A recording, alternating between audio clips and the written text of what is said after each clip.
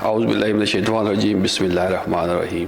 محمد اسلام ASI، لا instructor, police college سے اعلیٰ۔ تو آج کا جو ہمارا ٹاپک ہے ٹریفک قوانین سے آگاہی۔ سب سے پہلے ہم بات کریں گے کہ traffic road safety. Traffic road safety کیا ہے؟ کہ ہم نے مختلف طریقوں اور اقدامات کو اپناتے ہوئے سڑک استعمال کرنے والوں کو سخت چوٹ لگنے اور مرنے سے بچانا ہے۔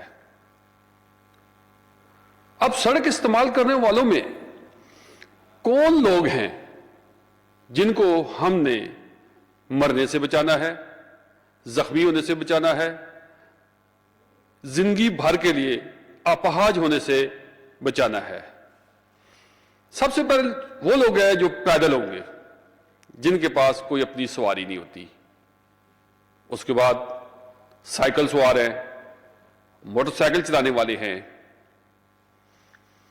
گاڑی چلانے والے ہیں، اور پبلک ٹرانسپورٹ میں سفر کرنے والے مسافر شامل ہوتے ہیں۔ تو ہم نے اقدامات کرنے ہیں ان لوگوں کو مرنے سے، زخمی ہونے سے، جانی نقصان، مالی نقصان سے، معذوری سے بچانا ہے۔ اب پیدل حضرات کی بات کرتے ہیں تو پیدل حضرات کو یہ نہیں پتا کہ ہم نے سڑک کے کون سے کنارے کو استعمال کرنا ہے، کہاں پہ چلنا ہے، کہاں پہ کھڑے ہونا ہے۔ نہ ہی ان کو یہ پتا ہوتا ہے کہ فٹ پاتھ کی اہمیت کیا ہے، زیبرا کراسنگ کس مقصد کے لیے بنایا گیا ہے۔ تو اس کے لیے ٹریفک ایجوکیشن کی ضرورت پیش آتی ہے۔ عالمی ادارہ صحت WHO اس نے اپنی رپورٹ میں بتایا ہے کہ تقریباً دنیا بھر میں بہت زیادہ تعداد جو ہے وہ ٹریفک حادثات میں متاثر ہوتی ہے۔ لاکھوں کے قریب لوگ جو ہیں زندگی کی بازی آ جاتے ہیں، زخمی ہو جاتے ہیں، معذور ہو جاتے ہیں۔ تو سال 2004 میں WHO نے ایک رپورٹ شائع کی، اس میں بتایا گیا ہے کہ دنیا بھر میں ٹریفک حادثات میں لگ بھگ 12 لاکھ افراد جو ہیں وہ زندگی کی بازی ہار گئے ہیں، فوت ہو گئے ہیں، اور تقریباً 5 کروڑ کے لگ بھگ زخمی ہو گئے ہیں۔ یعنی بہت سی قیمتی جانیں ٹریفک حادثات میں ضائع ہو گئی ہیں۔ بڑی قیمتی جانیں، قیمتی نوجوان جو ٹریفک حادثات میں فوت ہو گئے ہیں اور زخمی ہو گئے ہیں۔ رپورٹ میں یہ بھی بتایا گیا ہے کہ زیادہ تعداد جو ہے وہ بچوں کی متاثر ہوتی ہے جن کی عمریں 10 سے 19 سال کے درمیان ہیں۔ یہ مسائل ترقی پذیر ممالک میں بہت زیادہ ہیں۔ اس تعداد کو کم کرنے کے لیے ہمیں عملی اقدامات کرنا ہوں گے۔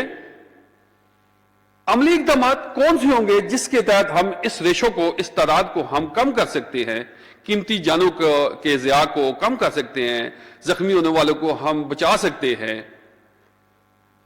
ہم نے اقدامات کرنے ہیں لوگوں کی فلاح و بہبود کے لیے، لوگوں کی جان و مال کا نقصان بچانے کے لیے۔ تو کیا ہے کہ جو بھی شخص سڑک استعمال کرتا ہے تو اس کو روڈ سیفٹی قوانین کے متعلق جاننا ضروری ہے۔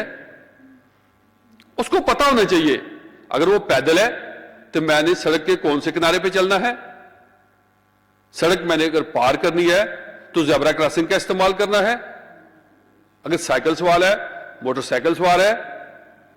ڈرائیور حضرات کو چاہیے کہ وہ اگلی گاڑی سے محفوظ فاصلہ برقرار رکھیں تاکہ حادثے کا شکار نہ ہوں۔ सड़क के ऊपर कुछ ऐसी भी जगह होती हैं, बाज़ औक़ात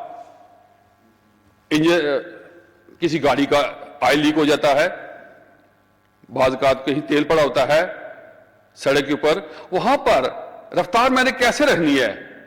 तेज रफ्तारी की सूरत में वो हादसे का शिकार हो जाएगा। ये नहीं कि उसको अपनी रफ्तार कम से कम रखनी चाहिए, ब्रेक का कम से कम इस्तेमाल करना चाहिए। कुछ ऐसी जगह भी होती है जहां पे रेत और गीली मिट्टी होती है, तो आप देखें कि अक्सर औकात ऐसे होता है कि मोटरसाइकिल सवार जो होते हैं वो रॉन्ग साइड से अगली गाड़ी को क्रॉस करते हैं, तो वो रेत और गीली मिट्टी जगह होती है, हार्ड शोल्डर के बाद सड़क के किनारों के साथ गीली मिट्टी होती है, रेत होती है, उस जगह से वो क्रॉस करने की कोशिश करते हैं और वो स्लिप हो जाते हैं, फिसलन का शिकार हो जाते हैं, वो गाड़ी के टायरों के नीचे आकर अपनी जान गंवा देते हैं। जो पैदल हजरात हैं, सड़क पार करने के लिए उनके लिए हिफाजती पुल बनाए जाए ताकि वो आराम से सुकून से सड़क पार कर सके। पैदल हजरात की सेफ्टी के लिए सड़क के दोनों तरफ फुटपाथ बनाए जाए और पैदल हजरात को चाहिए, आवाम को चाहिए कि वो फुटपाथ का इस्तेमाल करें। सड़क के ऊपर जहां जरूरी हो वहां हमें रोड साइन बनाए जाने चाहिए।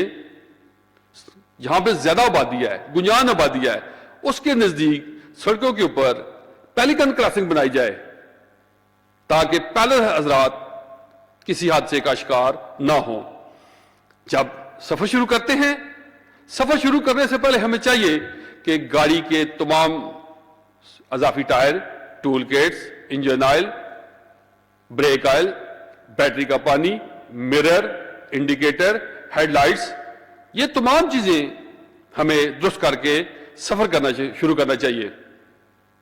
अलावाजी जब हम सफर कर रहे होते हैं हाईवे, मोटरवे, तो हमें इमरजेंसी कॉल नंबर मालूम होने चाहिए